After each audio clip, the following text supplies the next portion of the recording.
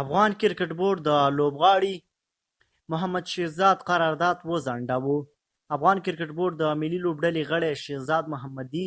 قرارداد تر نامعلومې مودې پورې ځنډولی دی. د افغان کرکټ بورډ په یوې اعلامیه کې ویل شوي د شهزاد قرارداد د یاد ادارې له اصولو د پرله پسې سرغړونو له کبله ځنډول شوی دی.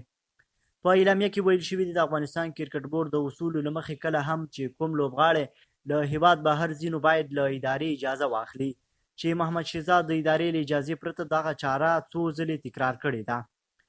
د کرکټ بورډ چارواکي وایي شهزاد مخکې هم ورته سرغړونې کړي دي، چې له کبله یې نوموړی د ډسپلین کمیټې لخوا سپیناوي ته غوښتل شوی، خو نوموړي نه دی حاضر شوی او په دې تړاو پریکړه به له اختر وروسته کیږي.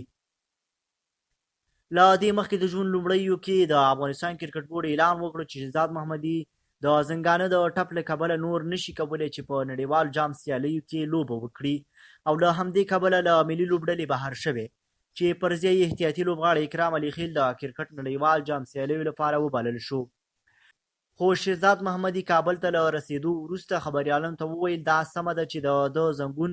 له پاکستان سره په لوبه کې ژوبل شوی و، خو په وینا یې دومره هم ژوبل نه و چې دی دې له ملي لوبډلې وویستل شي. شهزاد په خپلو خبرو کې د کرکټ پر چارواکو سخت نیوکې وکړې او ادعا یې وکړه چې د ملي لوبډلې پخوانی یا سینیر لوبغاړی د یو پلان له مخې له صحنې ایستل کېږي.